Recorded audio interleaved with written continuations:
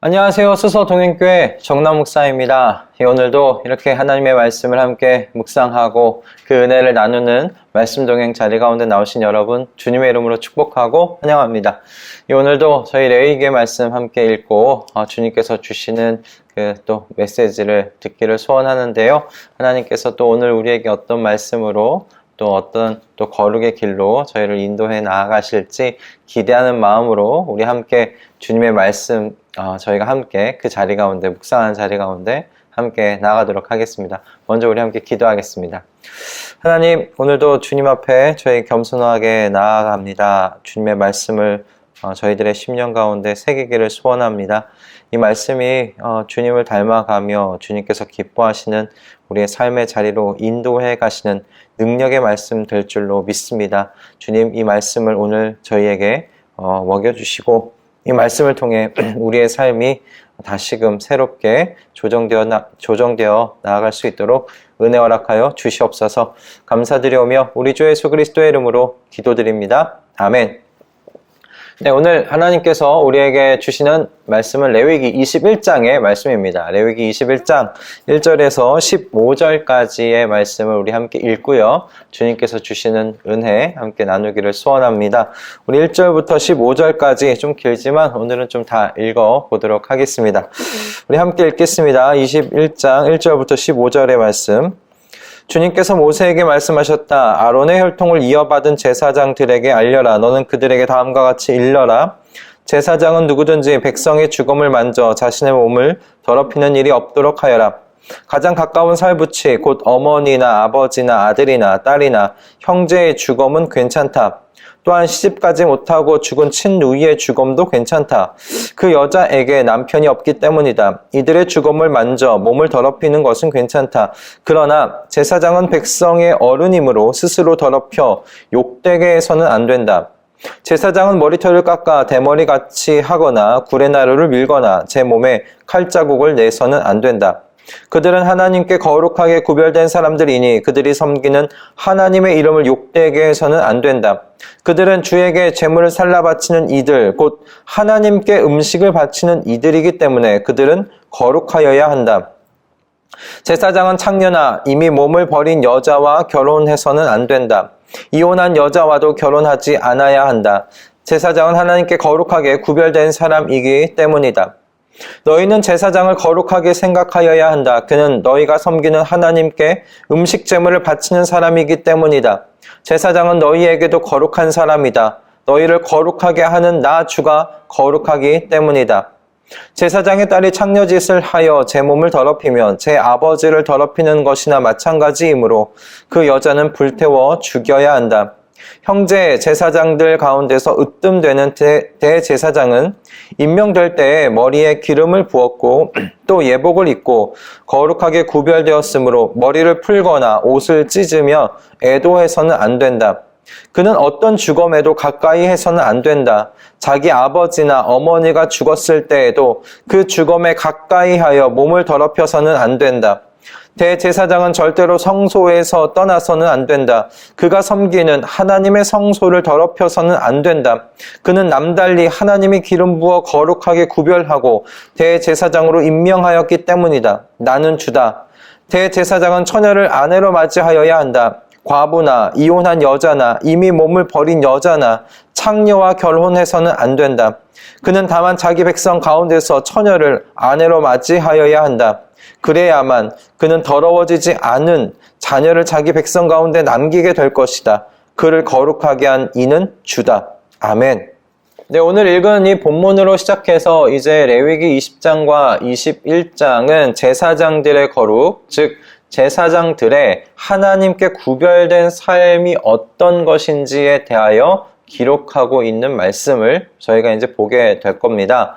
특별히 제사장의 이와 같은 거룩을 다루고 있는 이유는 이 제사장들이 이스라엘 백성들을 하나님 앞으로 인도해야 하는 그런 막중한 책임을 가지고 있었을 뿐만 아니라 제사장 그 본인도 거룩하신 하나님 앞에 직접 나아가야 하는 사람들이었기 때문에 그들은 특별히 더욱 거룩에 대한 문제를 다루어야 하는 그 직분에 놓여 있었던 사람들 이죠. 제사장과 오늘 본문을 보면 대제사장은 좀 각기 다른 거룩의 규례를 받고 있습니다. 그건 아마 대제사장이 조금 더 하나님 앞으로 더 가까이 나아가는 역할을 부여받았기 때문이겠지요. 대제사장은 지성소로 들어갈 수 있지 않았습니까? 그런 의미에서 대제사장은 제사장보다 조금 더 거룩에 대한 그 규례가 좀 무겁다라고 저희가 좀 보게 됩니다. 하지만 그 전체적인 이 거룩한 삶에 대한 기조는 제사장과 대제사장이 다르지 않습니다. 제사장과 대제사장을 통칭해서 이 제사장이라고 부를 수 있는데, 이들은 분명히 이스라엘과 하나님 사이에서 중재자로서 그리고 거룩하신 하나님 앞에 직접 나아가는 자로서 죽은 자를 만져서도 안 됐고, 이교 예배의 풍습을 절대 따라해서도 안 되었죠. 그리고 결혼의 문제에 있어서도 이들은 구별된 삶을 살아야 했습니다. 물론 제사장들은 가정을 잘 다스려야 했어요. 그 딸의 몸이 더럽혀지는 행위가 없도록 했어야 합니다. 이 경우 일반적인 이스라엘 백성과도 비슷한 그 이스라엘 백성에게도 해당하는 규례라고 할 수는 있겠지만, 전체적으로 제사장은 이스라엘의 리더십으로서 거룩한 삶을 살아야 할 막중한 책임을 부여받은 사람임에는 분명해 보입니다. 이렇게 제사장들에게 특별하게 요구되는 거룩한 삶에 대한 이 규례들은 그들이 이스라엘 백성의 죄, 그 문제를 다루고 그들을 하나님께 가까이 인도해야 할 그 사명을 가지고 있었기 때문인데, 이 사명을 감당하기 위해 제사장들, 이들은 다른 이스라엘 백성보다 조금 더 거룩한 삶을 살아야 했습니다. 그런데 오늘 본문에서 좀 흥미로운 절이 있습니다. 여러분, 8절의 말씀입니다. 8절의 말씀을 보면 하나님께서 제사장들에게만 거룩의 삶을 요구하시는 것으로 끝내지 않으시는 것을 보게 됩니다. 이스라엘 백성에게도 그들의 리더십인 제사장들을 거룩하게 여겨야 한다고 하나님께서 말씀하십니다. 전 이 말씀이 참 흥미로웠어요. 제사장들은 이스라엘 백성의 죄를 속하기 위해서 하나님 앞에 음식 제물을 바치는 사람들이었습니다. 그래서 하나님께서 그들에게 거룩의 책임, 거룩한 삶의 규례를 말씀하시는 것, 전 당연하다 생각합니다. 그런데 하나님께서 이스라엘 백성에게도 이와 같은 임무를 지닌 제사장들을 거룩하게 여길 줄 알아야 한다라고 지금 말씀하고 계세요. 제사장들의 거룩에 대한 규례, 제사장들의 구별된 삶에 대한 규례를 말씀하고 있는 이 중에서 이 내용 안에 이스라엘 백성들로 하여금 제사장들을 거룩하게 여길 줄 알아야 된다는 이 말씀이 포함되어 있다는 것이 굉장히 흥미로웠다는 말씀입니다. 즉, 하나님께서 지금 제사장들에게만 말씀하시는 게 아니라 이스라엘에게도 말씀하시면서 양쪽 모두에게 동일하게 말씀하고 계세요. 저는 그래서 이 말씀이 어떤 의미인지 좀 생각해 볼 필요가 있겠다 싶었습니다. 제사장을 거룩하게 여겨야 한다, 생각해야 한다는 이 말씀이 이스라엘 안에서 제사장들의 특별한 지위와 권위를 그렇게 단순하게 의미하는 것은 아니라고 생각했기 때문입니다. 하나님께서 이스라엘 백성들에게 제사장을 거룩하게 생각하여야 한다고 말씀하신 것은 이스라엘 백성들에게 제사장은 하나님께 그들이 나아갈 수 있는 길을 제공하는 유일한 통로였기 전 때문이라고 생각해요. 당시 이스라엘 백성에게는 제사장을 통하지 않고 하나님 앞에 나아갈 수 있는 길이 없었습니다. 제사장을 통하지 않고 죄를 속할 수 있는 길이 없었습니다. 제사를 이스라엘 백성 스스로 드릴 수 없었잖아요. 제물을 이스라엘 백성 스스로 하나님께 드리고 이렇게 화제를 올려드리고 번제를 올려드리고 할 수 없었어요. 제사장을 통해서만 할 수 있었습니다. 하나님과 관련된 모든 것을 제사장을 통하지 않고는 할 수 없었어요. 그러므로 이스라엘 백성에게 제사장은 하나님께 나아갈 수 있는 유일한 길이에요. 유일한 통로였어요. 그러므로 이스라엘 백성은 제사장을 거룩하게 여겨 저는 그들의 거룩을 지킬 수 있도록 도와주어야 한다고 하나님께서 지금 이렇게 가르치고 계신다 생각했습니다. 그들을 거룩하게 여길 줄 알아야 된다는 말씀이 무엇이겠습니까? 그들이 그 거룩을 지킬 수 있도록 도와라 라는 말씀이죠. 그들이 거룩을 지킬 수 있어야 너희에게 유익이 된다. 그 말씀 아니겠습니까? 저는 이 말씀이 하나님께서 오늘날 한국교회 안에 리더십인 목회자와 그리고 성도 간의 이 관계에 주시는 말씀이 되겠다 생각했어요. 성도와 목회자는 어떤 관계가 되어야 여러분 할까요? 목회자는 하나님께서 맡기신 양떼로서 성도들에게 하나님의 말씀의 통로가 되어야 합니다. 하나님의 진리를 바르게 밝혀서 보여주고 먹여야 합니다. 하나님의 진리를 들추어서 세상 속에서 살면서 어두워진 영적 눈을 다시금 맑게 씻기워서 영원에 속한 것, 하늘에 속한 것을 바라볼 수 있도록 인도해 주어야 합니다. 성도들이 지금 본인들이 어디에 속해 있는 사람인지 다시금 일깨워 주어야 합니다. 거룩한 하나님의 백성으로서 이 세상의 풍습을 따르지 않으면서 하나님의 기뻐하시고 선하신 뜻이 어디에 있는지를 이 목회자는 알려주어야 합니다. 그런 의미에서 교회의 리더십인 목회자는 본인 스스로를 거룩하게 구별해서 그 삶을 지켜내야 합니다. 그것이 책임입니다. 목회자의 책임입니다. 그러나 하나님께서는 리더십의 이 거룩한 삶과 관련해서 성도에게도 책임이 있다고 지금 말씀하고 계신다. 저는 그렇게 이 말씀이 묵상되었습니다. 목회자에게만 책임이 있다고 말씀하지 않으세요. 목회자를 통해 하나님께서 주시는 말씀을 그렇게 받는 성도들도 목회자의 거룩한 삶을 지키기 위한 책임이 있다고 지금 이 말씀을 통해 가르치시는 겁니다. 저는 그것이 성도가 참으로 목회자를 섬기는 길이라고 생각해요. 한국 성도들만큼 저는 목회자를 물심양면으로 그렇게 잘 섬기는 성도들도 세상에 없다. 저는 그렇게 생각합니다.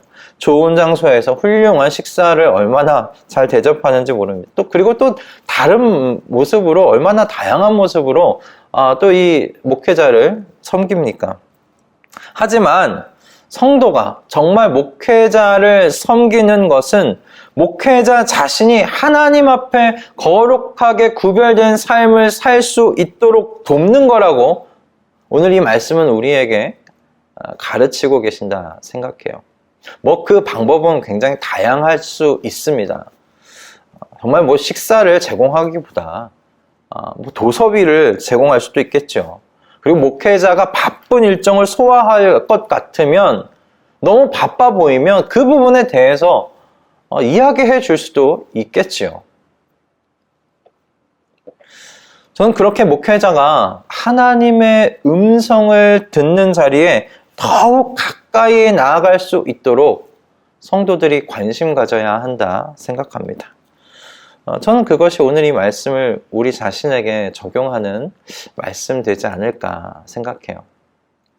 하나님께서 이 이스라엘의 리더십인 제사장들에게 하나님께 나아갈 수 있는 통로, 길을 제공하는 제사장들에게 거룩의 삶에 대한 규례를 주십니다. 그러나 동시에 성도들인 이스라엘 백성들에게도 그 제사장을 거룩하게 생각하여야 한다. 그를 거룩하게 생각할 수 있어야 한다 말씀합니다. 그러므로 이스라엘 백성들 얼마나 조심했겠어요. 제사장이 그 거룩을 지킬 수 있도록 큰 관심을 쏟아 주었을 것입니다. 그들의 하나님께서 주신 규례를 잘 지킬 수 있도록 물심양면으로 도왔을 겁니다. 저는 마찬가지라고 생각해요. 한국의 성도들이 목회자를 정말 지켜주는 것은 목회자가 그 거룩한 삶을 지켜내 갈 수 있도록 하나님 앞에서 구별된 그 삶을 살아낼 수 있도록 돕는 거라고 생각합니다. 그건 기도로 도울 수도 있고요. 또 말로 권면할 수도 있고요. 그리고 여러 가지 모습으로 도울 수 있겠지요. 여러분, 하나님께서 그렇게 이 한국교회 가운데 참 귀한 여러 가지 자원들을 주셨는데 성도님들의 그 목회자를 향한 그 마음, 그것이 목회자의 거룩을 돕는 그 거룩한 삶을 도와주는 그 방향으로 나아갈 수 있었으면 합니다. 하나님께서는 이 말씀을 통해서 정말 거룩의 공동체가 서로 거룩한 삶에 대한 관심으로 세워진다고 이렇게 가르치고 계신다 생각이 들었어요. 목회자는 성도의 거룩한 삶에 관심을 가지고 그들에게 좋은 정말 하나님께서 주신 그 진리를, 말씀을, 하나님의 음성을 이렇게 들려드리기 위해서 자신의 삶을 거룩하게 구별하는 것입니다. 그리고 또한 성도는 그 목회자의 거룩한 삶을 또 지켜주기 위해서 또 애쓰고 마음 쓰는 것, 이런 아름다운 모습이 이 거룩한 공동체를 세워가는 또 하나님께서 주시는 그 모습이 아닐까, 마음에 두고 계신 모습이 아닌가 생각이 들었어요. 여러분, 이 관계가 얼마나 좀 아름답습니까? 리더십은 하나님 백성들, 성도들의 거룩을 위해 자신을 지키고, 또 성도들은 리더십의 그 거룩한 삶을 지켜주기 위해서 애쓰는 이 모습이 얼마나 아름답습니까? 이 모습이 우리 하나님 아버지의 마음 안에 있는 거룩한 공동체의 모습이라 생각이 들었어요. 이 아름다운 거룩의 관계가 정말 한국교회 안에 충만하게 일어나기를 소원합니다. 그리고 우리 수서 동행교회 안에서 드러나는 모습이 될 수 있기를 바랍니다. 기도하겠습니다. 하나님, 오늘 이 말씀을 통해서 교회 안에 일어날 리더십과 그리고 성도들과의 관계가 어찌 되어야 하는지 보게 하시니 감사합니다. 리더십은 성도들을 위하여 자신을 거룩하게 지키기 위해 애써야 합니다. 그러나 또 성도들도 그런 리더십의 거룩한 삶을 지켜주기 위해 또한 관심을 가져야 합니다. 주님께서 그 가르침 우리에게 주셨는데 이를 통해서 하나님께서 세우신 이 교회가 더욱더 거룩한 공동체, 아름답고 풍성한 공동체로 성장할 수 있도록 은혜 허락하여 주시옵소서. 감사드리며 우리 주 예수 그리스도의 이름으로 기도드립니다. 아멘. 네, 할렐루야. 오늘도 하나님께서 참 귀한 말씀을 허락하여 주셨는데 이 말씀을 여러분 다시 한번 묵상해 보셨으면 좋겠습니다. 하나님께서 하나님의 그 공동체를 세워나가는 데 있어서 리더십을 허락하셨습니다. 그리고 리더십에게 거룩한 삶을 살라고 그 말씀을 주셨어요. 거룩한 삶을 살아야 하는 이유는 이 리더십을 통해서 그 안에 있는 공동체의 성도들, 하나님의 양떼들에게 하나님께서 먹이시는 그 길을 그렇게 준비해 놓으셨기 때문이죠. 그러나 여러분, 그 양떼들도, 성도님들도 이 리더십의 거룩한 삶을 여러분 관심 가지셔야 됩니다. 그 거룩한 삶을 어떻게 살아가시는지, 또 어떻게 도와야 할지 여러분 생각하셔야 합니다. 그렇게 공동체가 같이 거룩해져 가는 것입니다. 각자로 따로따로 있는 것이 아닙니다.